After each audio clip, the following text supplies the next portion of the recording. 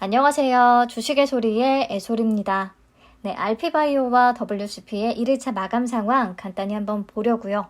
보고 2일차를 예상해 볼 수 있는 정도까지만 함께 해보도록 하겠습니다. 먼저 RP바이오부터 볼게요. 1일차 청약 건수는 45,691건이 들어왔습니다.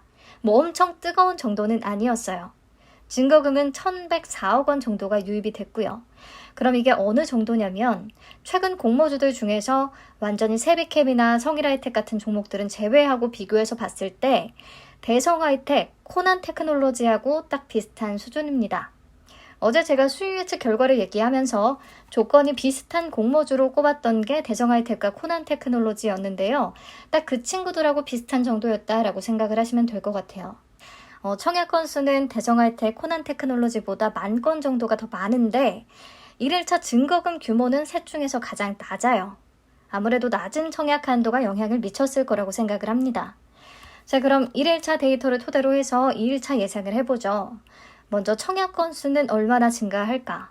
보니까 코난테크놀로지는 1일차 대비해서 4.6배나 증가를 했고 대성하이텍은 1일차 대비해서 3.5배 증가했더라고요. 그래서 딱 그 중간 정도인 4배를 적용했습니다. 그래서 내일의 청약 건수는 약 19만 건 정도가 유입이 될 거라고 잡았고요. 이때 균등 배정 수량은 0.78주가 되더라고요. 네, 균등은 70%대의 확률로 한 주를 받을 수 있지 않을까 싶습니다.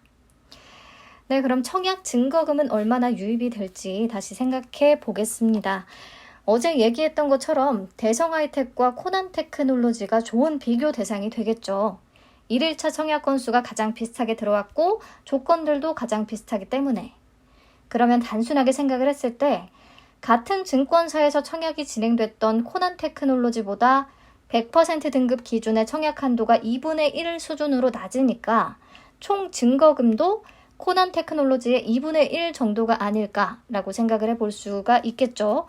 그래서 어제 3조 기준으로 경쟁률을 계산했었는데 조금 여유 있게 잡는 게 좋을 것 같아서 3.3조 정도로 잡고 비례 경쟁률을 계산해 봤습니다.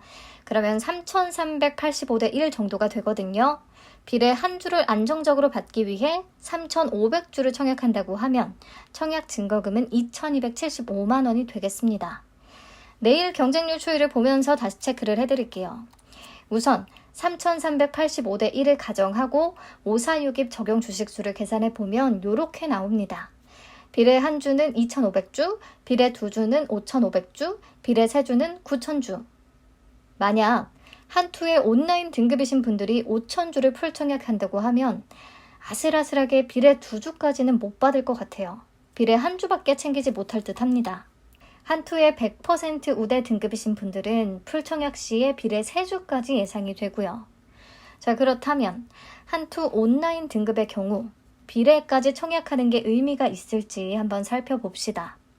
5,000주를 청약해서 균등은 한 주 또는 운 없으면 빵주를 받겠고 비례는 한 주. 그러면 최대 받을 수 있는 수량이 2주로 우선 예상이 되는데요. 그렇다면 수수료 2,000원까지 차감이 됐을 때 파킹 통장 이자 대비해서 돈을 더 남기려면 주가가 30% 이상은 올라줘야 한다는 소리죠. 50%까지 오르면 13,000원 수익인데 수수료 2,000원이 차감되면 11,000원. 이 정도는 돼야 그나마 참여하는 의미가 있겠네요. 근데 문제는 똥손이라서 균등을 한 주도 못 받는다면 파킹 통장 이자도 못 건지는 그런 비극이 발생할 수가 있겠습니다. 네, 우선 여기까지 보고요. WCP의 상황도 한번 살펴보시죠. 생각보다는 그래도 청약에 참여하는 분들이 꽤 계셨습니다. KB증권에 약 16,000건, 신한금융투자에 8,385건, 삼성증권에 3,506건이 들어왔더라고요. 총 27,884건이 1일차에 유입이 된 겁니다. 총 증거금은 약 1,083억 원으로 RP바이오와 비슷한 수준의 증거금이 유입이 됐고요. 청약 건수는 2분의 1 수준이지만 주당 단가 차이가 꽤 크다 보니까 이렇게 증거금은 비슷한 수준이 된 것 같아요. 자, WCP는 수요 예측 결과가 안 좋았던 종목들하고 비교해서 보면 되겠죠. 보면 소카보다는 훨씬 나은 성적이고요. 그 밖에 HYTC, 영창케미칼, 위니아에이드, 청담글로벌, 대명에너지보다는 많은 분들이 1일차에 참여한 모습입니다. 그래도 대어로 꼽혔던 종목이라서 그런지 조금 낮기는 하네요. 사실 이런 종목들은요, 2일차 예상하는 게 쉽지 않습니다. 불가능하다고 봐야죠. 평균적인 움직임을 보이지 않기 때문에 종목별로 편차가 엄청 심해요. 그래서 그냥 제 감에 따라 한 4배 정도 증가한다고 잡고 청약 건수를 계산했습니다. 증권사마다 또 편차가 있을 텐데 일률적으로 4배를 우선 곱했어요. 그러면 KB는 균등 배정 수량이 7주 정도, 신한금융투자는 10주 정도, 삼성은 4주 정도로 계산이 되는데요.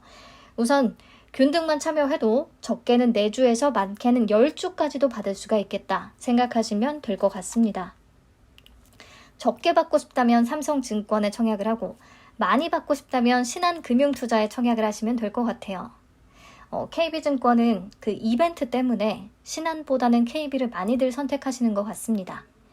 게다가 WCP는 많이 받는 게 좋다고만 볼 수가 없기 때문에 굳이 안 따지고 KB에 청약을 하신 것 같아요.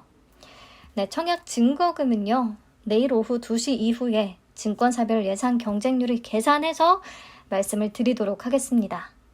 자, WCP는 손실의 가능성도 있는 종목이라서 예상 수익을 비교하는 표에서는 우선 뺐고요.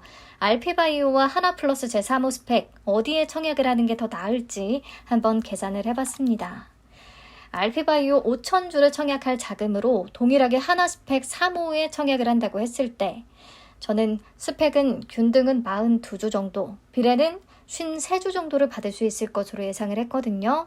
그렇다면 상장 이후 6% 정도만 올라주면 RP바이오 40% 오른 것보다 조금 더 벌 수도 있겠다는 계산이 나옵니다. 물론 계산을 위한 모든 수치에는 가정이 포함되어 있기 때문에 100% 그럴 것이다 라고 말씀을 드릴 수는 없고요. 내일 오후에 경쟁률을 보면서 다시 한번 비교를 해봐야겠습니다.